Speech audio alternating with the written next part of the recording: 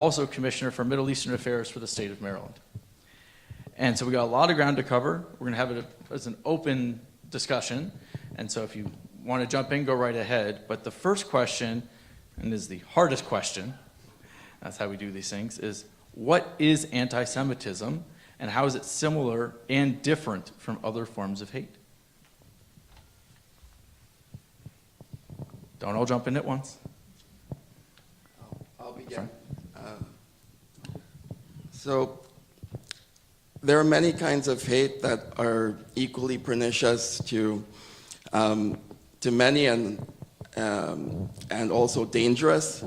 Yet anti-Semitism is unique, and a phrase coined by historian Robert Wistrich, the longest hatred. Goes back to antiquity, may even say biblical times, yet it's still present today, it's pervasive today in many areas and manifests itself in different ways. Give a couple of examples of how anti-Semitism has manifested itself in Montgomery County, a lot of it through graffiti, and either in schools, in a number of ways it manifests itself here in Montgomery County. But just I could talk a bit about the history, the roots of anti-Semitism. Historically, there are a number of strands of anti-Semitism that persist today in different forms. This includes the thinking and publications from some church leaders historically, pseudo-scientific thoughts about race, some of the thinking from what we call the Enlightenment. It wasn't enlightened in every way. And conspiracy theories, like protocols of the Elders of Zion.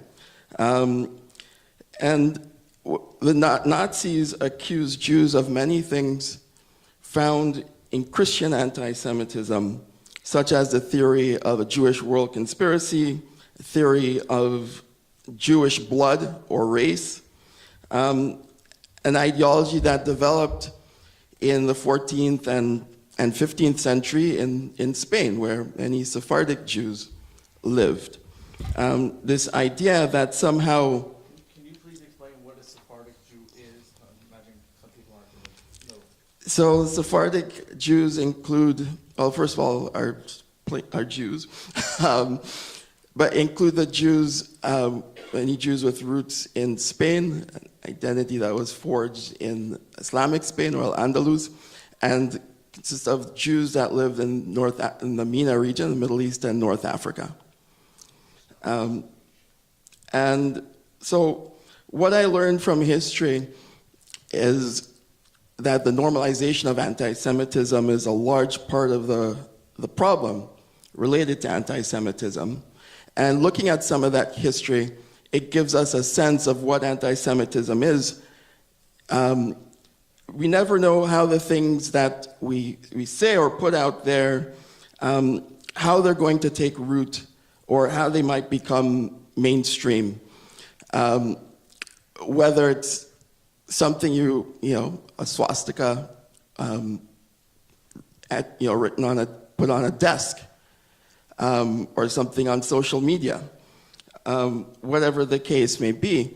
But when you look historically, I think it's difficult because sometimes people we might admire have said anti-Semitic things or have done anti-Semitic things, and it's important to, at the same time, to be able to call that out, because it helps us to understand what anti-Semitism is and how deeply rooted it is in our society and in our culture. Oh, I'm sorry. I mean, I can go on, but no. I can say more in a bit. I'm sure. I want to give some of our other panelists a chance. Yeah, no.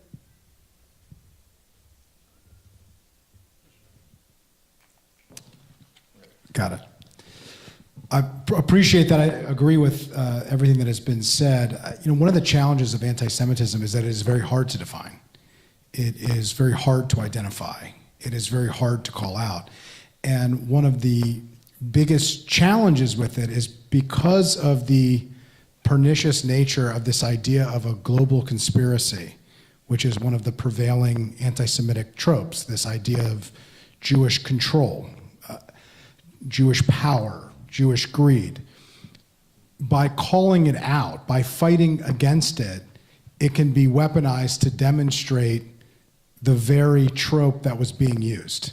So if you are a Jewish person who is facing anti-Semitism and you want to be empowered to fight against that anti-Semitism, the very example and expression of the power to fight against it can oftentimes demonstrate that. So for instance, on Twitter, there was a very high-profile recent example of anti-Semitism on Twitter. There are daily, minute-by-minute, second-by-second examples of anti-Semitism and other forms of extremism, unfortunately, on Twitter.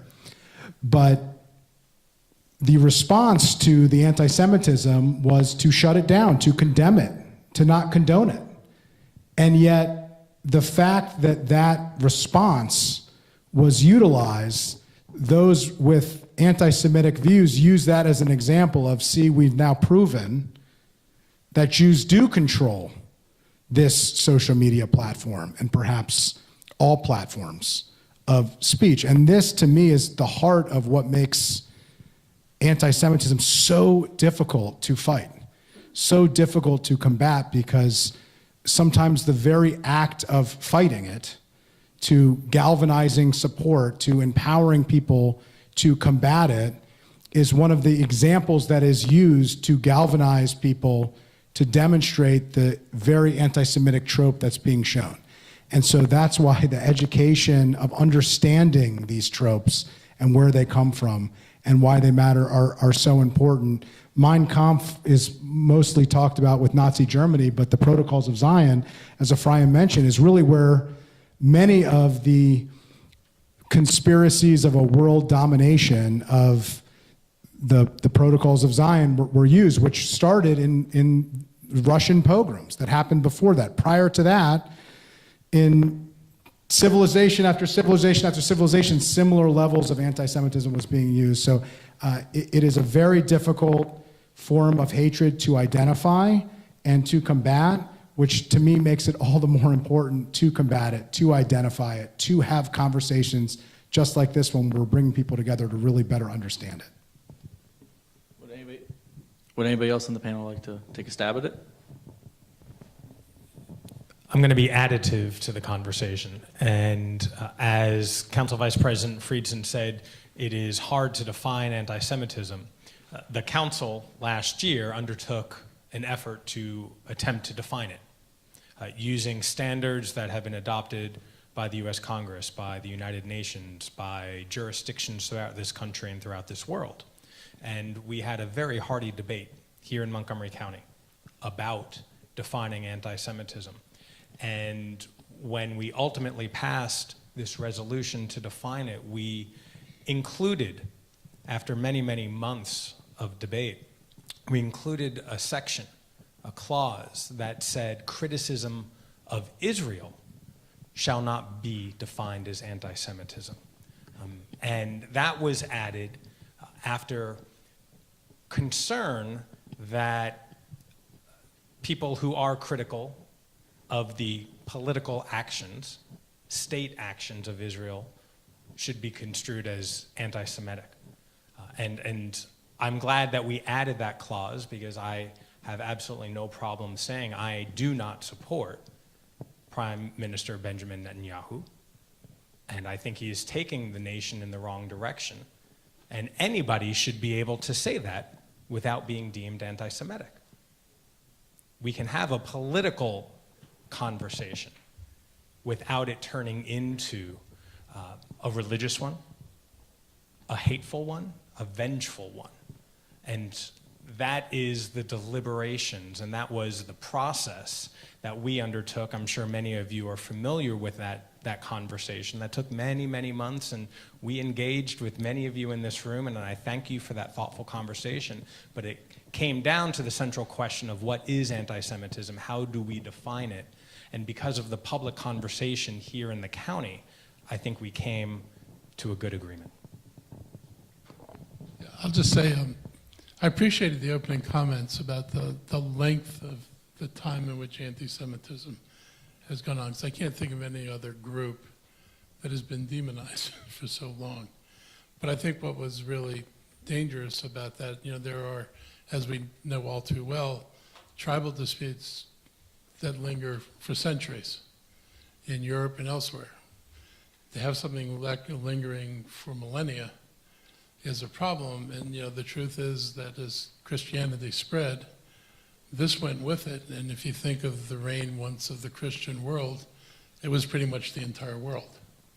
It was Africa, it was South America, it was all of Europe, it was Asia. There was probably not a speck of earth that wasn't ultimately controlled by a church, or with, particularly when the Catholic Church was the original expander of religion.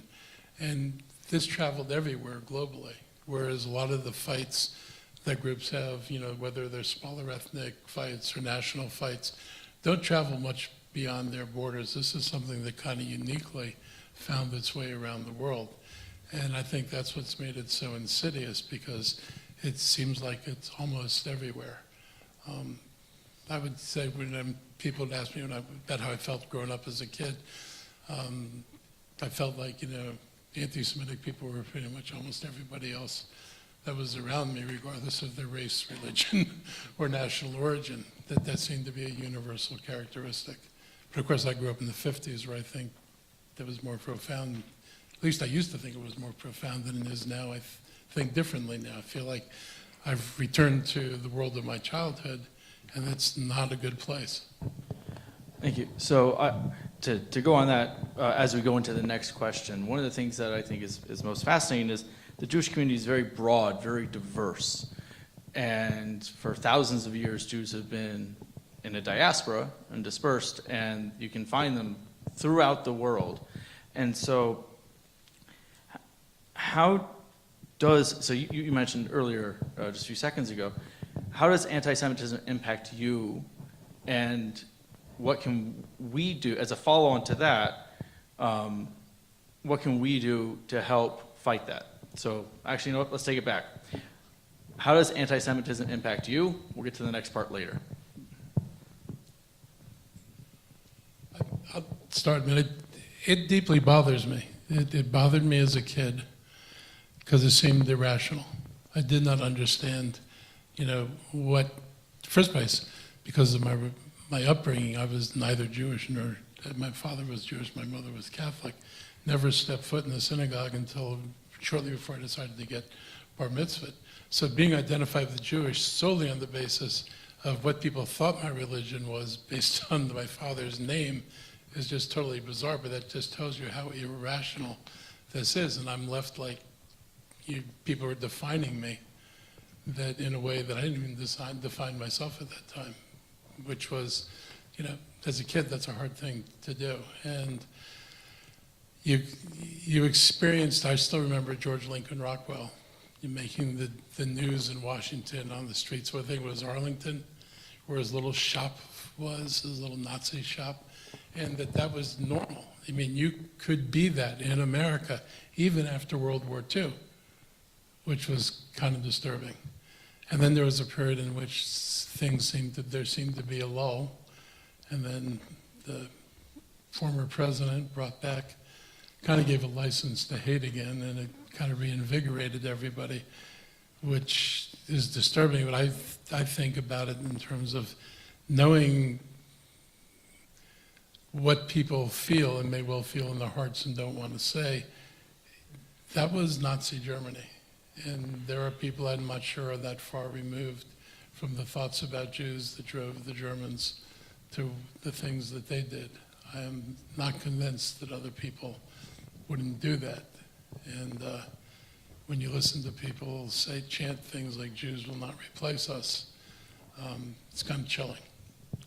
So I feel like, luckily, in a personal level, I don't deal with it much, but at a broader level where I have to exist in this world, I'm well aware of it, and it's discomforting.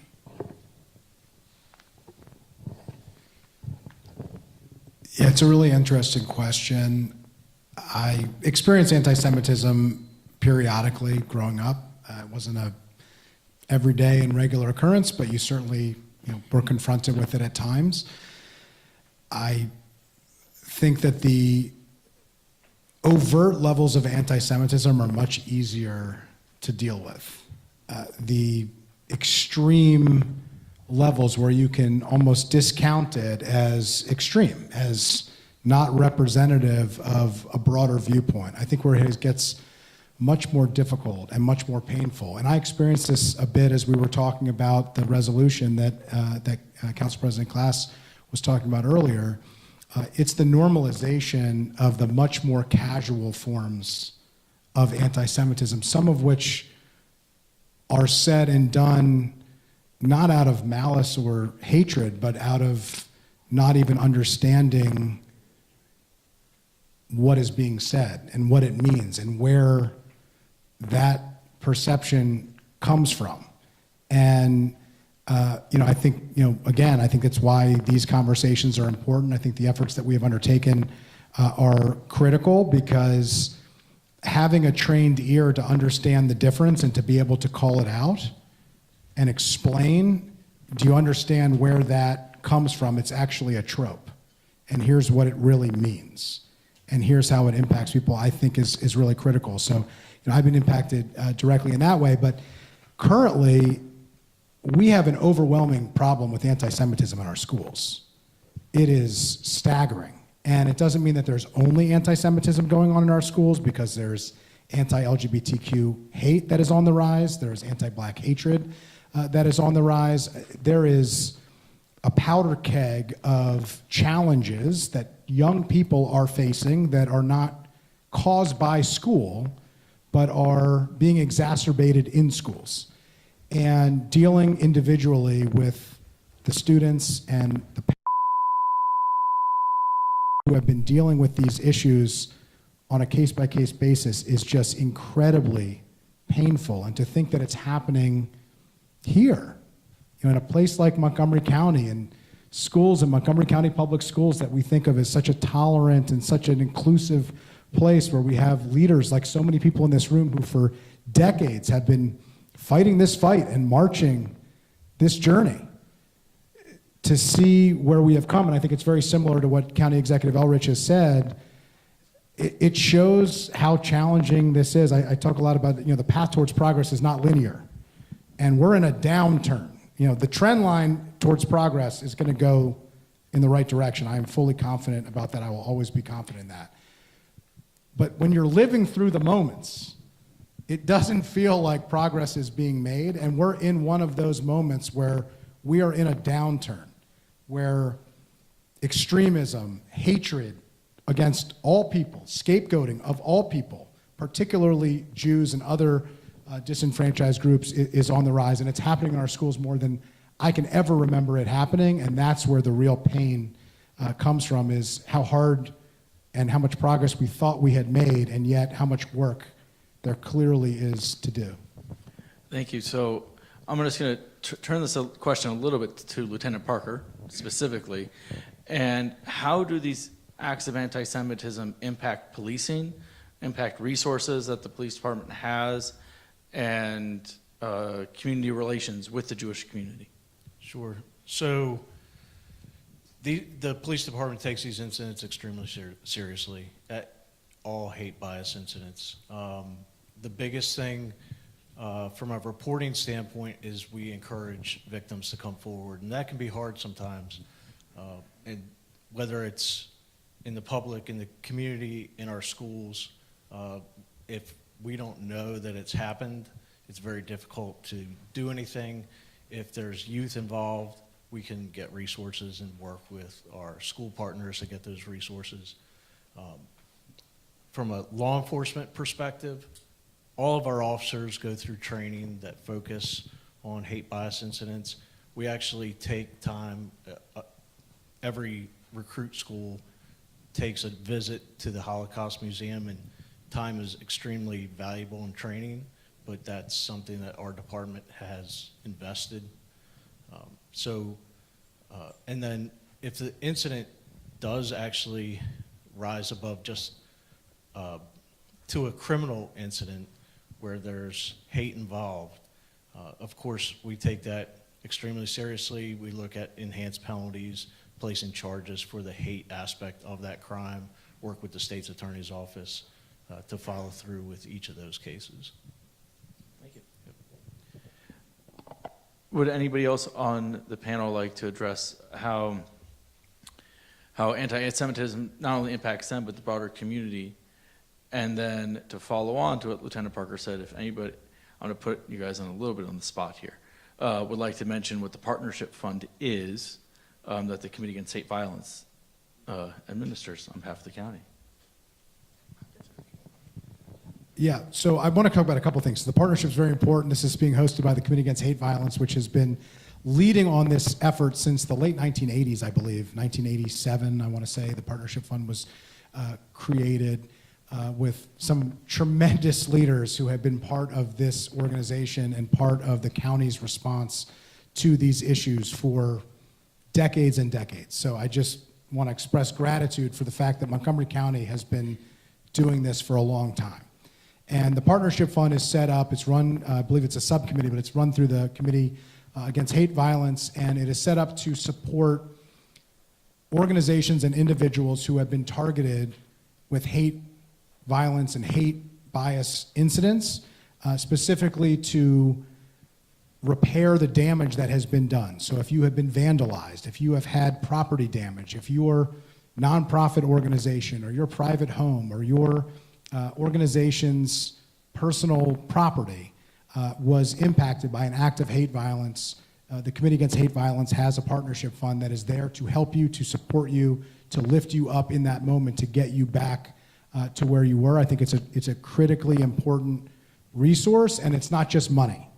The money matters. I mean, it really does, because when somebody has been violated, they need to be able to get back to their whole situation.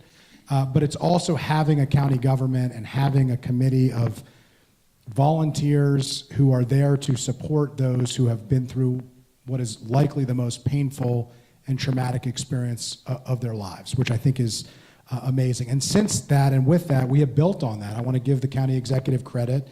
In the aftermath of Pittsburgh, the council, I worked together with council colleagues Gabe Albernaz and Sidney Katz, and we hosted a town hall at the council office building to talk about security of nonprofit organizations, faith-based institutions, all faith-based institutions that were palpably fearful about what would happen and whether or not they were safe and whether or not they had the resources to protect their congregants.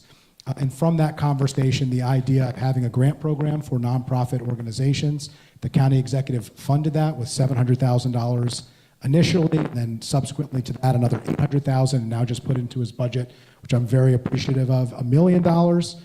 This has been critical to organizations, and it's for Jewish nonprofit organizations, other religious-based organizations that are at risk of experience a hate crime, and ethnic organizations. And the reason why it includes ethnic organizations, and I am very proud of this as well, when we were debating this, after the county executive proposed his budget, COVID happened, and we saw a wrath of anti-Asian hatred that was sweeping through the country.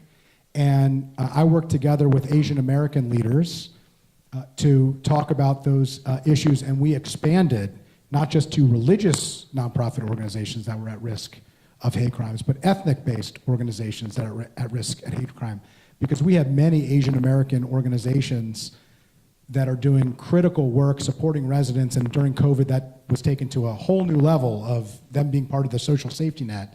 And they were fearful as well, and those funds have been distributed to those organizations as well. It's been a hugely successful and important program, and as far as I can tell, we are the only local jurisdiction in the country that provides this type of flexible support for nonprofit organizations that are at risk of hate crimes. Some states do it.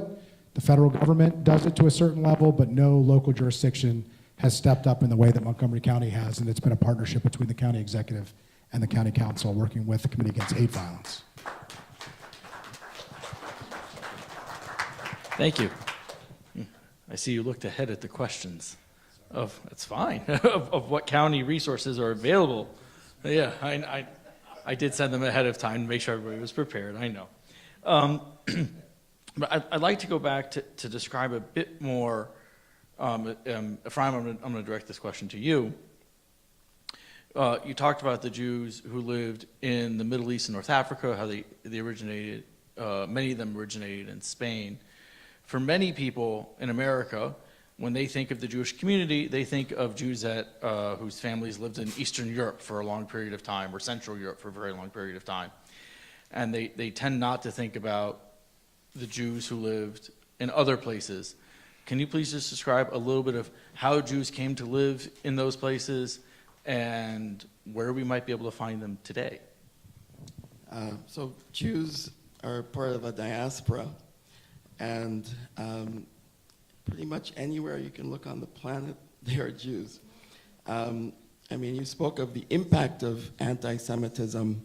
And one of the things that anti-Semitism relies on is that Jews are a monolith, that everyone's the same. Jews are this, Jews are that.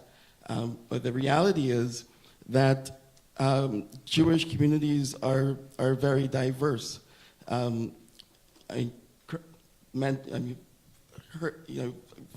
Said that, I'm the director of Sephardic Heritage International, and Jews include, for example, Sephardic Jews.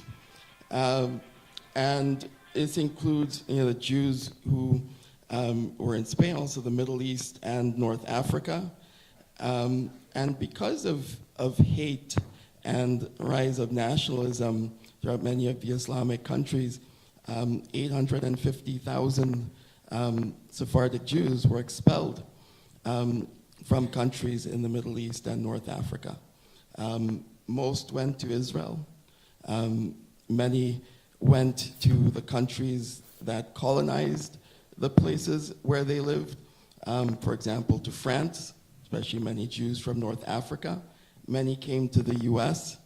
And throughout the Americas, as Jews being a diaspora originate in the Middle East, called Judea and Samaria, and there's a diaspora that didn't just go to Eastern Europe. It also included communities throughout the Middle East and North Africa. There are Jewish communities in India, throughout Africa, and throughout the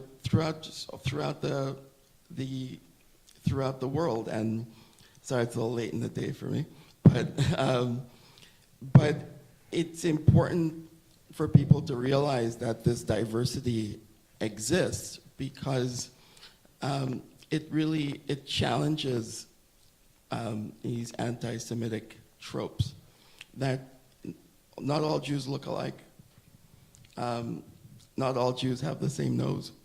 I have a friend who works in government here in Maryland, and was at a job, and a woman just said to her, "Yeah, I know that guy's Jewish because look at his nose." And so there's just this reliance on a monolith, and it's not the reality, and so it's really important to realize that Jews are diverse and have lived in places all over the planet, Africa, Asia, and the world. Yes, that's it, exactly, the world. Thank you, Ephraim. So part of that is we see when there's hate towards Jews, there's hate towards others. And we know that Jews can occupy, the Jewish community, excuse me, can occupy multiple spaces. And I'd like the panel's opinion and thoughts on how, when we see a rise of anti-Semitism, it usually goes in line with rises in other forms of hate. And Lieutenant Parker, at some point, I'd like you to chime in on this conversation to say, not to say, to let us know, excuse me, if when we see a rise of anti-Semitism, is there a corresponding rise of other forms of hate that the police are tracking? We're going to go with the county executive first, and then we'll... I wouldn't just relate it to other forms of hate. I'd relate it to economic instability. I mean, Hitler's rise is presaged by the absurd conditions that the Allies imposed on Germany after World War I, which created enormous economic hardship. And during economic hardship, people look for people to blame. And so, Hitler was able to harness something at a time when people were terrified. And I think in America, there's a lot of economic instability, particularly in the white working class, and a lot of concern about what their futures are going to be. And who's to blame for it? And of course, you had a president who offered some pretty convenient suggestions of who might be to blame for it. But I think that we should not underrate the role of economic instability as a force that divides society and which has people looking for scapegoats. And then, of course, if you've been an historical state scapegoat for 2,000 years, it's pretty easy to reattach you to the latest. But, what's interesting in Montgomery County, I think probably in lots of this country, is if you looked at all the overt manifestations of how people act, you don't see the anti-Semitism in most of public life. You point out, you see this in schools in spades. But if you were to try to draw a line from what you see to a source, you would be hard put to do this. There's not a church now that stands up where a pastor, goes on about Jews. It's not like my high school girlfriend who broke up with me because her pastor informed her that I would be going to hell, and therefore we wouldn't be able to live together forever in the afterlife, and so she needed a different boyfriend. But it worked out okay. But you can't point to that pastor now, and you can't point to a TV show. You can't point to a public character that it personifies anti-Semitism. And I keep wondering, where's the link to these kids that we see? Where is the thing that we're not seeing on the surface that somehow is moving into the culture and that we're not seeing where it's coming from? I am deeply puzzled by, how they have been able to create this subtext when you don't see a kind of overt text in our community. Thank you. So from a reporting standpoint, crime in general, underreporting is an issue in crime in general. Specifically with anti-Semitic hate crimes, I have not seen any trend across where it connects to another type, but that's certainly something we're always looking at. Our reports are obviously published on the county website, so it's very transparent as far as being able to see what is occurring, when it's occurring. But I do think with increased awareness comes possibly increased incidents or increased reporting or both. It's very challenging to track down the source, as the county executive mentioned, but definitely as we see a rise in one type, comes both increased incidents, increased reporting. So we don't have to go very far, as has been noted, to see the rise in hate amongst so many different people. Clearly, I agree with the county executive that the root cause at this point in time is the former president who uncorked hate, and we are trying to put it back in the bottle. But when we lack moral leadership on one side of the aisle, and we lack civility and compassion and kindness and love, this is what foments in society as a whole. But we all know that we in Montgomery County are better than that. The mere fact we're having this conversation, the mere fact that we have the committee and the commission and the Office of Human Rights and all of you being here. But as a Jew and a gay man, I don't have to go very far onto my Twitter feed to see what's out there. And I know we all know what's out there. And going back to a question previously about how all of this affects us, thankfully, I surround myself in all aspects of my life with people who are compassionate and loving. And I say that even being in politics, right?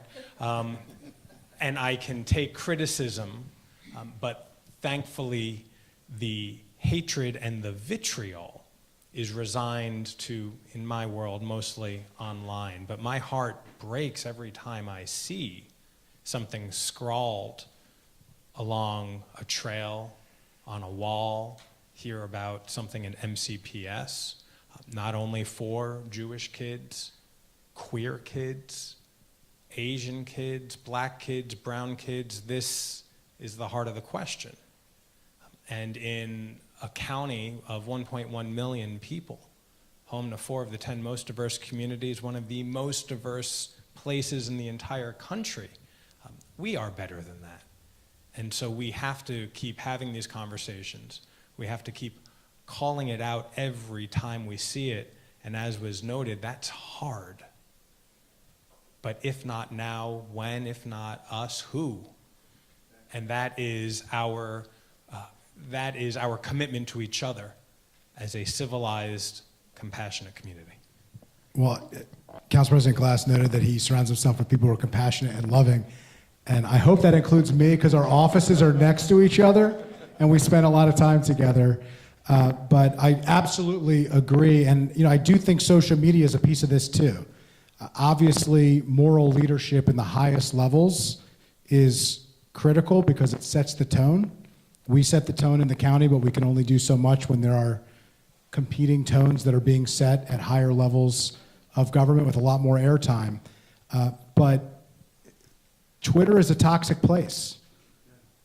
Facebook can be a toxic place. Social media for young people can be an incredibly toxic place. And I think we have to acknowledge that. We have unleashed technology. We have unleashed information. We have unleashed the ability where, if you think of hatred and you think of compassion and love and all the positive things, it used to be that the people with this level of hatred were more isolated than they are now. And so you could drown out that cup of hatred with a lot of liquid that had love and compassion and, what we would consider to be, the type of community that we would want. Now, the people who are extreme and are hateful can find each other and can galvanize each other and can build up strength from each other and become incredibly dangerous. And so the level and the normalization of the type of violence that is being described, that the anti-Semitism now is different than what we're used to experiencing. The graffiti on the trail that Council President Glass noted, this wasn't a swastika where someone didn't really fully understand what the Nazi symbol fully meant. This was 3 figures portrayed as Jews hanging from the gallows, saying no mercy for Jews. I mean, this was a depiction of murder of Jews. I mean, that's not something that we are used to seeing, even in the hateful incidents that we used to see before. And so the people have found each other, they have been galvanized, and the powder keg has been lit. And it's going to take a lot of effort for us to really think through what that means and how we fight it and how we combat it. So I'm going to put you on the spot. I'm not sure if you read the questions that people have been submitting, but it's a 2-pronged question. What can we do about online computer-based, hate and threats of violence? And also, how do we combat and this is a more broad-based question, how do we combat anti-Semitism if its reach is so vast? What have we seen that's worked in the past, and how can we apply those lessons in the future? And you've touched on it, so and I'm not ignoring that you haven't touched on the answers, but to flesh it out a bit more. So I'll quickly start with the second piece. We combat it one step at a time, one conversation at a time, one person at a time, by bringing as many people together to really understand these issues and by building as many bridges as we possibly can. And I think this committee has been central to that, not just on this issue, but on issues similar to this one. And I hope we'll continue to do that work, but it's incumbent upon all of us. You know, we're all part of that effort, and it's an ongoing battle. This has been around for 2,000 years. It's not going to go away in 2 days. And I think we have to acknowledge that and accept that and just understand that we got to take one step every day and move towards a more positive solution. In terms of addressing social media, we need federal support on that. I know we have a lot of support from our delegation, but there is a balance between free speech in every forum, but you can't shout fire in a crowded theater and not be held accountable to that. And on social media, the similar example of yelling fire in a crowded theater and that leading to violent, hateful incidents that lead to real crimes against real people is very serious, and the toll that it is taking on our young people in particular is devastating and will have ripple effects for decades to come if it's not irreparable for the young people who've already been traumatized and harmed. And I think we do need help to step in to address that. I think that you're going to start seeing some pushback, I think, on those types of issues across the board. But you know, I really do think we have real serious challenges. The internet and social media are incredible tools that can do really positive things, but they also are incredibly dangerous when they are not regulated, when they are not monitored, when they are not handled appropriately, and we need to find the right balance, and we haven't found it yet. What can we do about social media? Well, the Supreme Court's going to tell us in a few months.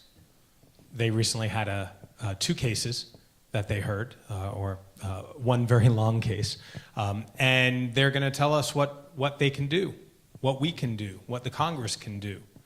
And unfortunately, until then, we have to continue appealing to Mark Zuckerberg and Elon Musk and all the other internet and app giants out there. That's it. We have to also conduct ourselves as we want the internet to be.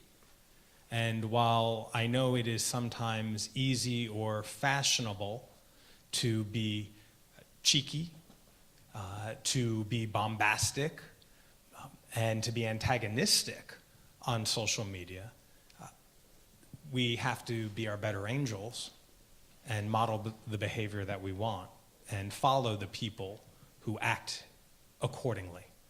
We only reward those who act in bad faith and act in bombast by following them, by retweeting them, by liking them.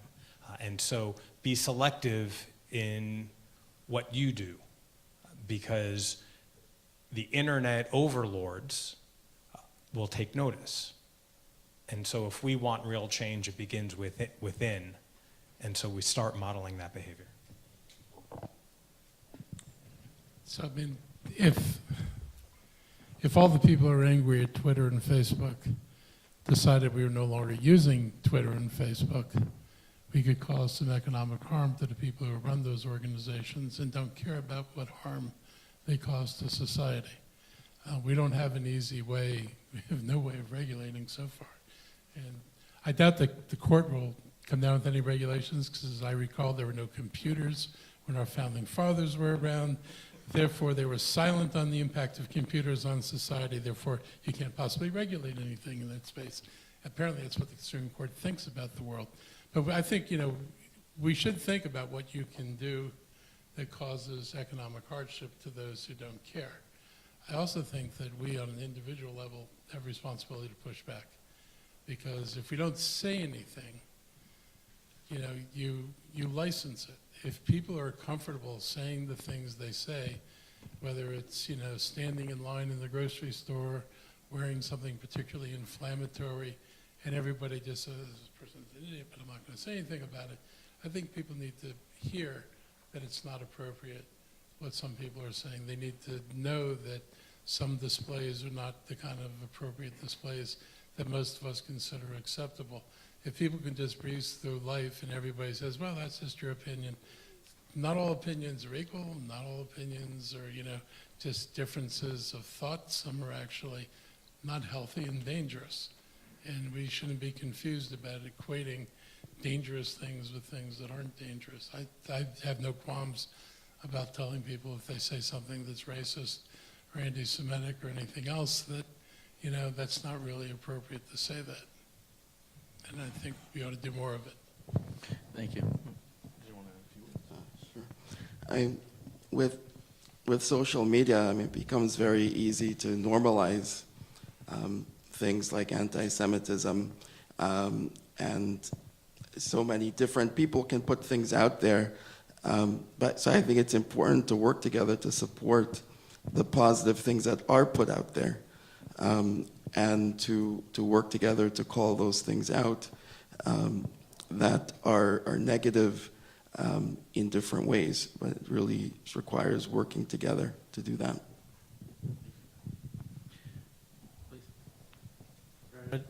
I'll just add that, so while a lot of what we mentioned is considered free speech online, I think it's important to note that the police department does have the ability to see what's going on, and we're not blind to that. We use that intelligence to reach out to our partners in the Jewish community, and when appropriate, we'll make plans with them, increase patrols, things like that to make sure everybody's safe. Wonderful, thank you. So as a follow-on, it's a bit of a two-parter. They're similar questions. So this is directed to the county executive and our council members present.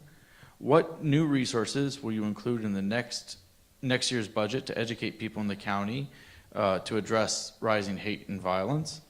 And then are there particular legislative enactments that the county or state should implement to address anti-Semitism and other forms of hate? Personally, I think it's very hard to legislate against ideas and against speech. So as long as people are speaking, it's hard to say, I'm going to find a law that prevents you from speaking. That's unfortunately, or fortunately, actually, that's one of the better parts of society we have to live with is our freedom. But it comes sometimes that some people say things that are not appropriate.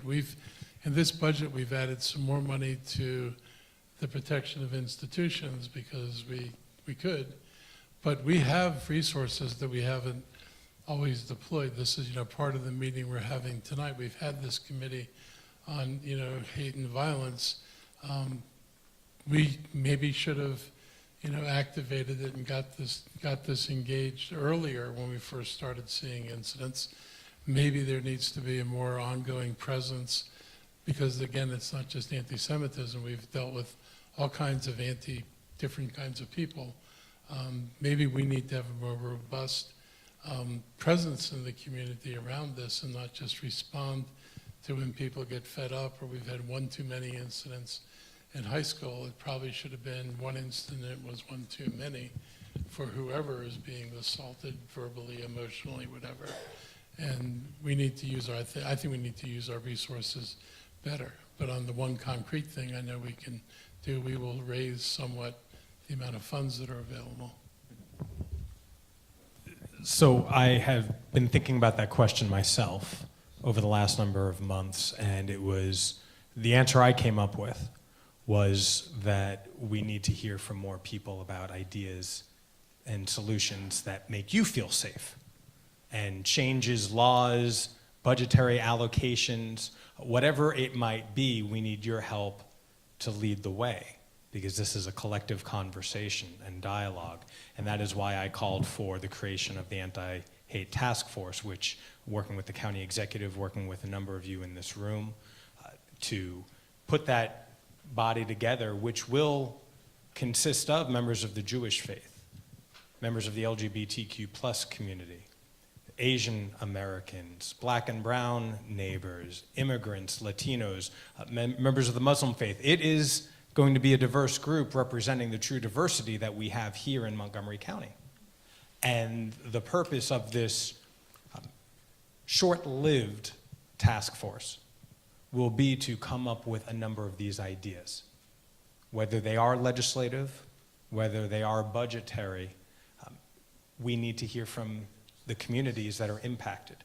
And that is the purpose of the task force. Look forward to sharing more as we just got through the budget. So the question about the budget, county executive just released his 1 week, ago. So Council Vice President Friedson and I welcome your thoughts on what's in there and what's not in there. We got a few months to work on this, about 2 months to work on this. But as for the laws and regulations that might need changing, I think that is part of the public conversation that needs to be had. Well, I'll just ditto everything that's been said by colleagues here. I'll just add, we need better education on these issues. Holocaust education is a major advocacy effort that many have undertaken at the state level that has not happened up to this point, but there are continued efforts for that. I'm very supportive of that. I think that it's very important. There are efforts being undertaken in conversations that are happening between the Jewish Community Relations Council in particular and MCPS about what can be done in Montgomery County Public Schools related to these issues. We have some representatives from Montgomery County Public Schools here today, and Dr. McKnight is doing a town hall at Har Shalom tomorrow, which happens to be my synagogue where my family belongs. But we need to educate people on these issues and understand them better. That means community conversations like this one, but it means institutional, curriculum-based aspects. The most painful thing that I have experienced over the past year has been hearing from Jewish students who say that they don't feel safe going to school. That's not acceptable. It shouldn't be acceptable for any of us. And they're not the only group of people who don't feel safe right now going to school. It is a very scary time for a lot of our students, for far too many of our students coming out of COVID and returning to school. And we have a lot of work to do. And at the very least, having curriculum that is reflective and validating of all of the groups and all of the people, including Jewish students, in our public schools is critical. And making that part of the curriculum is a part of that. It's not all of that, but it's a part of that. Thank you. So it's interesting, the next two questions we have, so I'm going to combine them into one. Do we find that anti-Semitism exists on the right, and we find that anti-Semitism exists on the left? And so how do we deal with those two disparate groups when fighting anti-Semitism that appear to be coming from different places? I'll start. The answer is yes. There is anti-Semitism on the right, and there is anti-Semitism on the left, and we have an obligation to call out and condemn and address anti-Semitism from wherever it comes, whether we agree with people on other issues or not, whether they're within our other groups with which we associate or not. And I think it is really important, particularly at a time where we have become so tribal in our politics, in our viewpoints, where we tend to condone unacceptable behavior in one area because we like the viewpoints in another, or because we ally with groups in another instance. That is unacceptable. We cannot allow ourselves to normalize anti-Semitism wherever it is, however it manifests, in any circumstance. Just like we can't allow ourselves to normalize any form of unacceptable behavior, any form of hatred. And it shouldn't matter where it's coming from or who it's coming from. It should matter what it is, and it should be called out for what it is, every time, without question.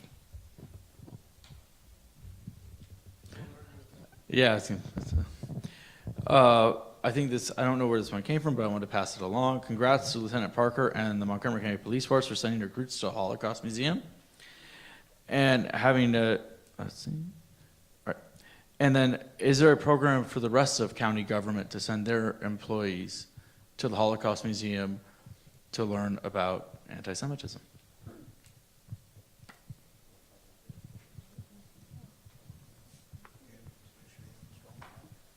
So I can talk to the police side and then maybe turn it over. So that's something that that's probably a longer answer than we have tonight, but that experience is extremely critical for law enforcement to get the grasp of how deep-rooted some of these issues are in the history that our Jewish community has with that terrible atrocities that occurred. That is something that has a profound impact on officers, and I think, for somebody like myself, I grew up 4 Catholic grandparents. That's incredibly important to expand our experience and our education, but also, many of our grandparents, myself included, risked their lives for 4 years fighting that. And so that's something that is deeply rooted in this county as far as the diversity, whether you're Jewish or not.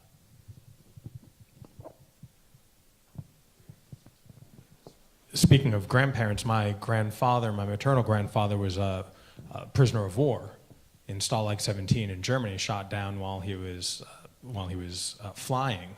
And the central question when he landed and threw away his dog tags was whether or not he was Jewish. He was. And because he grew up in an immigrant home that spoke Yiddish, he understood enough of the German to know that they were talking about him, trying to figure out if Melvin Weissman was Jewish. And Weissman spelled with 2 S's and 1 N, as his was as Jewish. But you make it 1 S and 2 N's, and it's a little more German. And that's what he told him. And so after 20 months, he was finally freed by the Russian liberation. But I think back to the education and what we're doing here for individuals.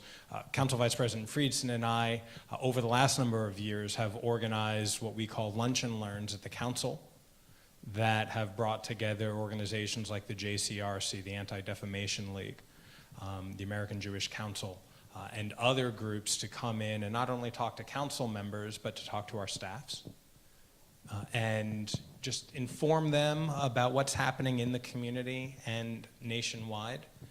And those are things that I encourage you all to look and do. I'm also a member of the Council of Governments, COG, and just last month we had somebody from the ADL come and speak to the entire COG board and the entire staff, which is the whole DC region, and just giving us an overview of the state of anti-Semitism in the Washington, D.C. region.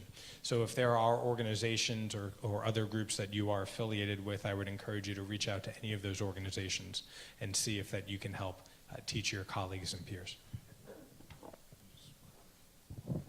Yeah, I just also want to quickly add, every year the council commemorates Yom HaShoah. I have led that effort along with Council President Glass and Councilmember Sidney Katz, and we bring the story of the Holocaust and the commemoration of the Holocaust to the county council, both for colleagues and for council staff, but for the public, to make sure that we are lifting up that story to never forget. And this year, we are looking into bringing in the Holocaust Museum as part of their Beyond Our Walls 30th anniversary, which is an educational effort to bring the Holocaust Museum out from Washington, D.C. and into the community, and really trying to lift up that effort and try to work through it. So we are trying to bring those issues to the county and to the county council. We have done that. I believe we are scheduled to do that on April 18th. So I'd encourage anybody who's here and anybody who's interested to join us at the County Council building or to tune in. But we will certainly continue to do that, and appreciate the question. So transparency is the best antiseptic. To the extent that the government knows about racist and anti-Semitic acts committed by individuals, is it possible for the county government to circulate the list of names and then, excuse me, is it possible for the government to circulate a list of names, faces, and acts committed, similar to other nonprofits that track anti-Semitism and publicize hate crimes? What does the county do to track and publicize hate crimes? Lieutenant Parker, you talked about it a little bit. If you could expand on that, it would be wonderful.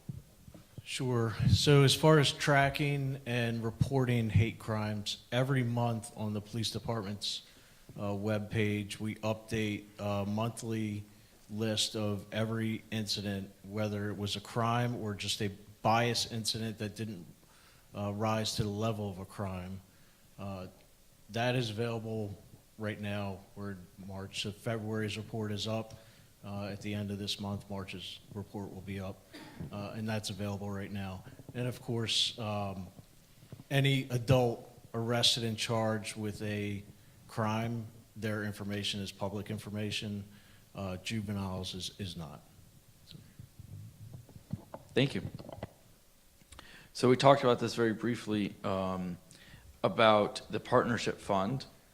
And so when somebody has property that's been damaged, how can they go about, in Montgomery County, because they're a victim of a hate crime or incident, how can they go about reporting it to the county police, and then the next steps for going to the partnership fund and other resources that may be available?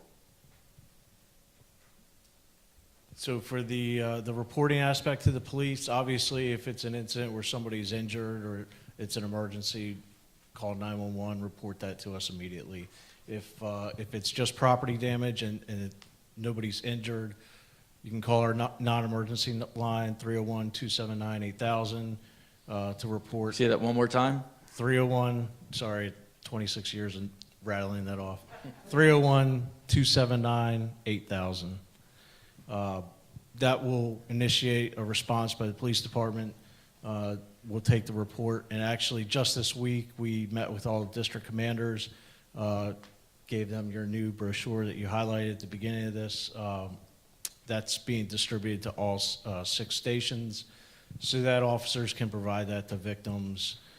And partnership fund, correct me if I'm wrong, $2,000 for property damage, $4,000 limit for personal injury, and that's a program that we can educate victims right at the beginning of the our contact with the victim, so that they can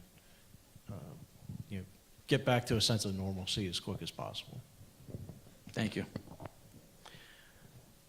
I guess as our last question, it's getting a little late, and it is, if you had one takeaway from this event that you would like everybody participating to know on how they can best fight anti-Semitism, what would that one thing be?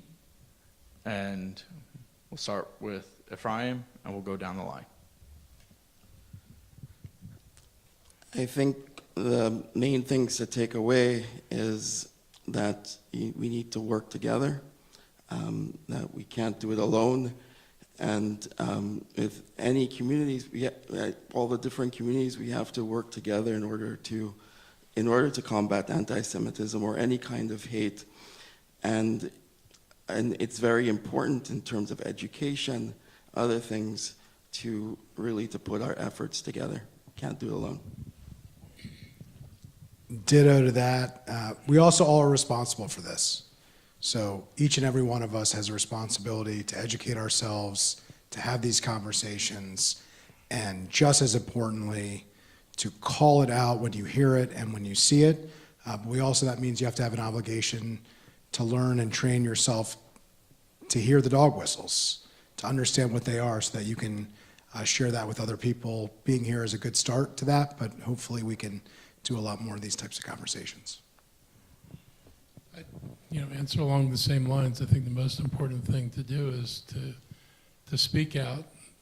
Don't think you just have to absorb the blows and not do anything with it. That, it's important that you speak out, and it's important that we work with everybody else in this community, because this is a community problem, and it's, we talk about other groups that are victims. This reminds me of what, I forget what the language was about first they came for. There's this long list of who people came for first.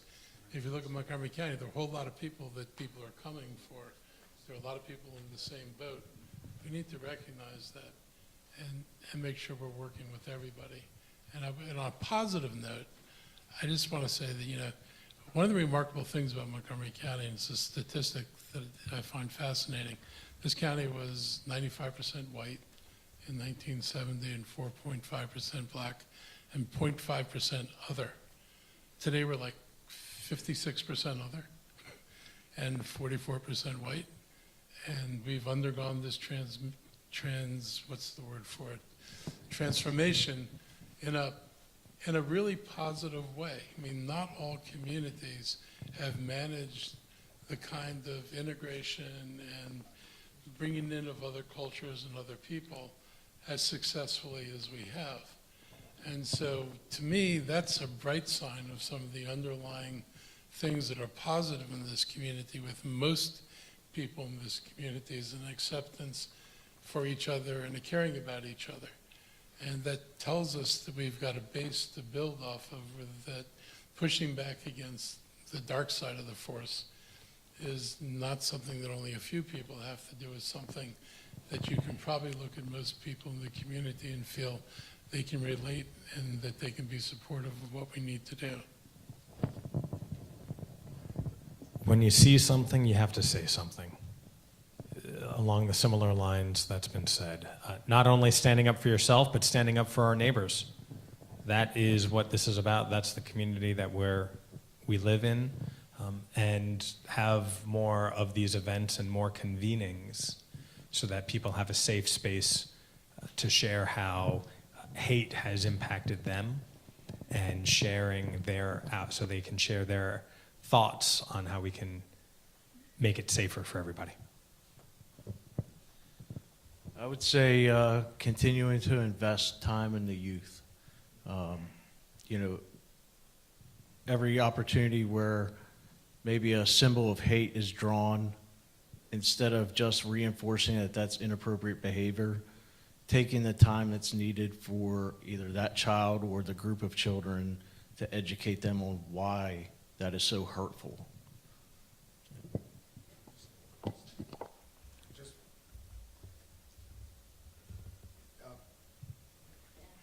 Yeah, I just want to acknowledge Kate Chance, who's here from Office of Community Partnerships as the Faith Liaison, and Jim Stowe from Office of Human Rights.